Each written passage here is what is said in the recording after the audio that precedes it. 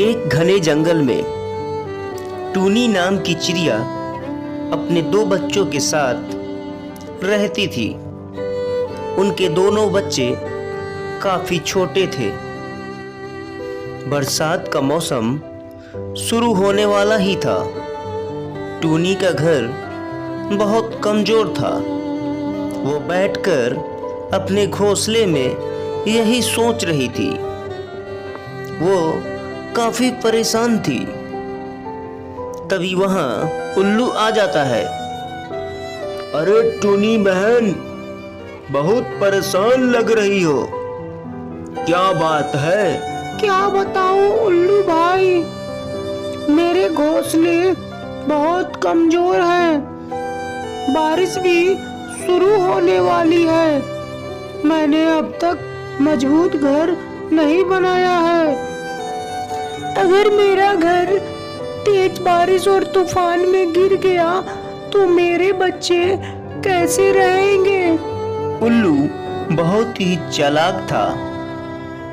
वो मन ही मन सोचने लगता है, अगर मैं टूनी से कुछ और बात करूंगा तो वो मुझसे कहेगी कि घर बनाने में मेरी मदद करो। इससे अच्छा है कि मैं बहाना बनाकर यहाँ से भाग चलूं। अरे टूनी बहन, मैं चलता हूँ, मुझे कुछ काम है। उल्लू वहां से बहाने बनाकर चला जाता है।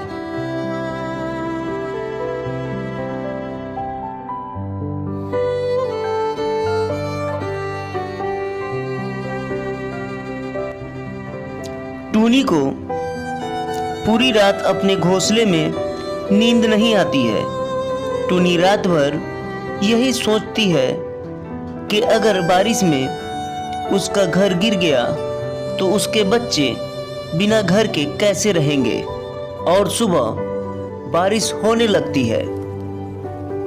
बारिश और तूफान के कारण टूनी का घर टूट जाता है।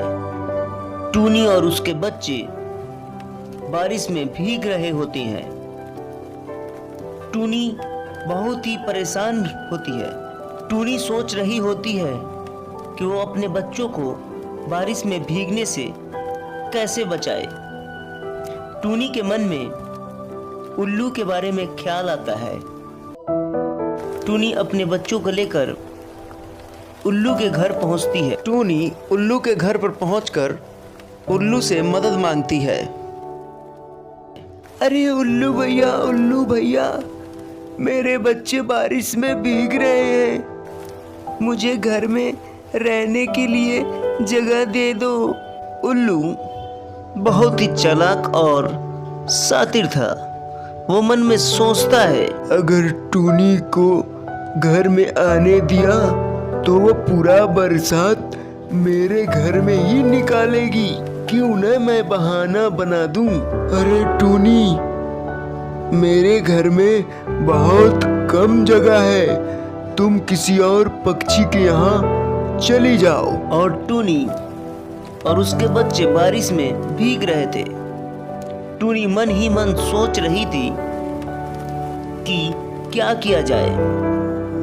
तभी उसकी नजर एक बड़े फल पे पड़ती है और वो उस फल को खोखला करने लगती है। खोखला करके उसमें अपना घर बना लेती है और अपने बच्चों के साथ उसमें रहती है।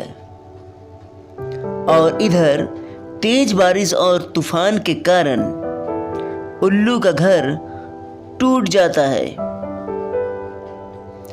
उल्लू बारिश में भीगने लगता है और ही मन अपने आप को कोसता है और ये सोचता है कि मैं अब इस बरसात में अपने आप को कैसे बचाऊं।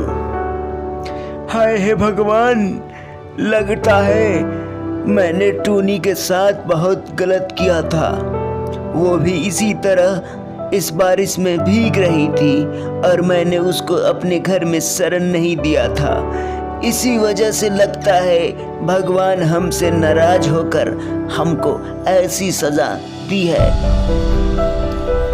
उल्लू काफी परेशान था। वो सोच रहा था कि बारिश में कैसे बचा जाए। तभी उल्लू को टूनी का ख्याल आता है और उल्लू उड़ता हुआ टूनी के घर के पास पहुंचता है और अपनी गलतियों की माफी टूनी से मांगता है। अरे टूनी बहन, मुझे माफ कर दो, मुझे अपनी गलती का एहसास हो गया है। टूनी अपने घर में बैठकर उसकी बातें सुन रही थी। टूनी बहुत ही दयालु थी। टूनी उसे माफ कर देती है और घर में आने को कहती है। उल्लू भैया, तुम घर में चले आओ, कोई बात नहीं। उल्लू टूनी के घर में चला जाता है और आराम से उसमें रहता है। इस कहानी से हमें ये सीख मिलती है कि हमें कभी भी अपने आप पर घमंड नहीं करनी चाहिए, क्योंकि वक्त कब कैसा मोड़ ले ले। अगर आपको हमारी ये कहानी अच्छी लगी हो तो हमारे चैनल को सब्सक्राइब और लाइक ज़रूर करें।